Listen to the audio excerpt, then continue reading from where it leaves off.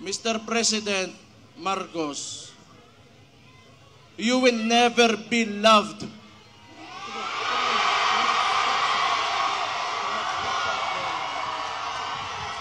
Especially to us who are calling out Rudy Duterte's name, you will never be loved, Mr. Marcos. We will stand up and we will fight back. Ang imong amahan, gipalubong sa akong amahan, pero akong amahan, gipapreso nimo, putang ina ka. Itoo sa plataporma o politika sa akong amahan. Nga ilang gikuha, kaning administrasyon ni Marcos, o si Bongbong Marcos mismo, binigay niya sa ICC.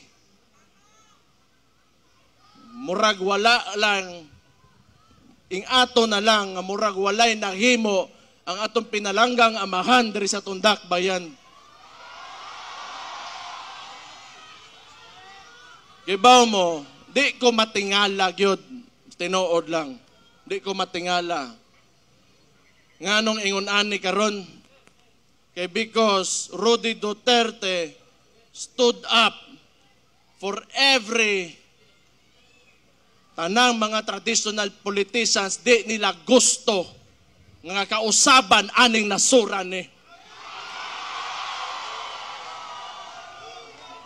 Una, along aning with Marcos o kani mga uban ring mga bagagnaw ng mga politiko,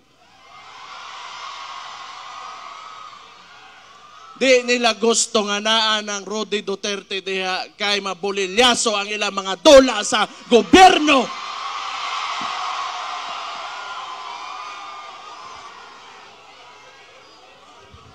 Gusto ko lang niingnon kay Bongbong Marcos.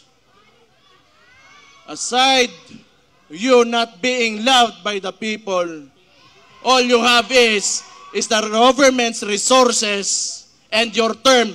Beyond that, you are nothing.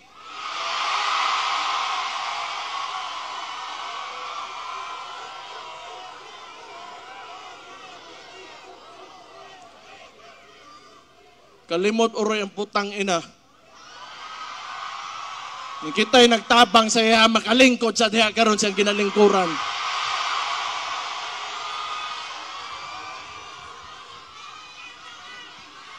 And I truly pray, Mr. Marcos, that you will be able to finish your term. I pray.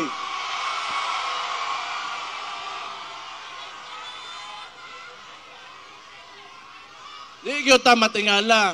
Kay kung ang sabo para sa ilang para pampadugay sa oras sa trabaho, ang sabo sa toa, mudaot og mga pamilya, mga komunidad, o mga inosenteng kinabuhi.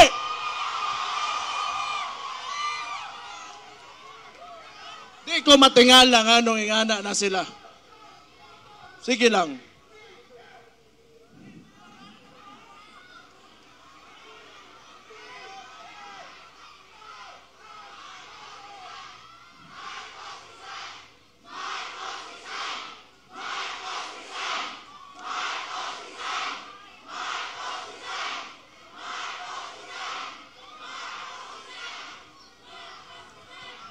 Iba mo, si Rudy Duterte, nga nung naaresto siya, naasa diya karon sa ICC, kay ning barog siya sa iya mga tinuuhan sa politika, nga tanaw niya, mo'y makapasaka o makapalambo sa kinabuhi sa mga Pilipino. Okay ba mo, dili gini panahon nga magluya-luya ta. Dili ni panahon para magluya-luya ta. Dili nato sayangon ang sakripisyo nga gipakita ni Rudy Duterte. Di gyud ni mahuman karon ug di na gyud ni mahuman.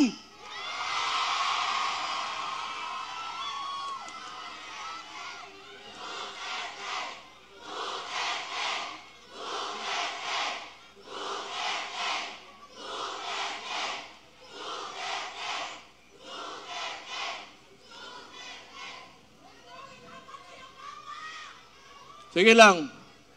Basta kita labi ng tong mga contemporaries na ko, some older and a little bit older than me, a little bit younger than me, kita gipadako ta ng mga Dabawenyo. Dabawenyo, mapursigihon, ang Dabawenyo, isog. Ang Dabawenyo gusto kaayuhan. Ang Dabawenyo gusto kamatuoran. Ang Dabawenyo garboso. Mabuhay mong tanan.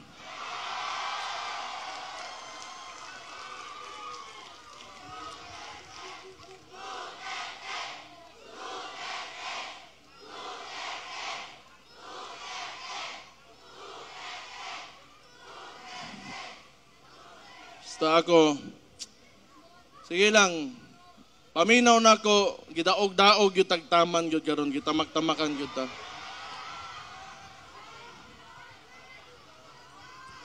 Kaya wala lagi mo, wala na yun ko po dire, wala na. Di kong dili tungod sa inyo ha, mo nang pasalamat na lang yun ko. Ako, usar ako kataw, anak ko sa ko amahan, pero dili ko gaingon ani mga istoryane, wa ko gaingon ani. Kay tungod anak ko, Dabawenyo, kundili kay tungod Pilipino ko nga nituo og usa ka presidente nga nangandoy nga makahimo sa nasod na kagustuhan o ganang makapahayag sa kaugmaon sa tanang Pilipino.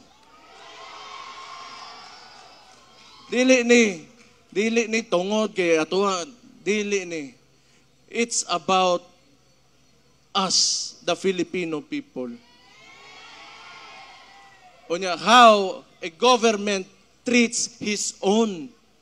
Iyang gipapreso. Dili na lang ko mo mention kay personal, pero ingnon na lang po nako, dari usbo nako. Last year, January, giingnan ta ka Marcos, wag yung kay utang kabubuton.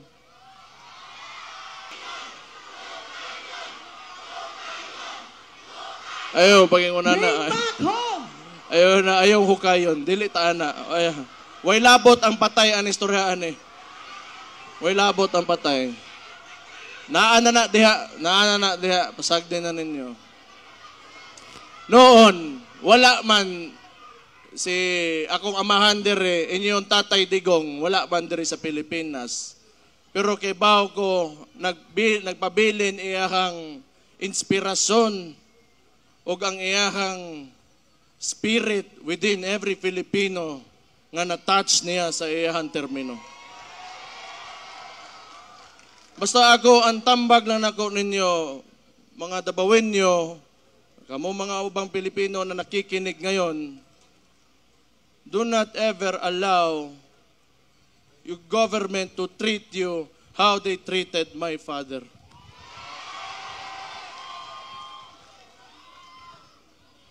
Usab, kabalo ko, busy mo na mga tao, dagan mo laing buhaton, pero makita na ko, in behalf of our family, akong igsoon, ako mga igsoon, tulo na ako ka igsoon, umama, tanan may mga Duterte, na nagsakit karon tungod sa naitabo sa among amahan. Salamat kaayo, gyud sa inyo suporta. Salamat kayo sa inyo ginapakita. Wala na ko'y maingon sa inyo kung hanto dire na lang gyud may, to dire na lang may, pero sobra-sobra na kayo gipangita. Yung gipakita sa mga, salamat kayo. Pero samtang niya pata dire, di gyud ta maundang o di gyud ta mapili, basta nagkahiusa lang ta mga Dabawenyo. Mabuhay ang Davao City!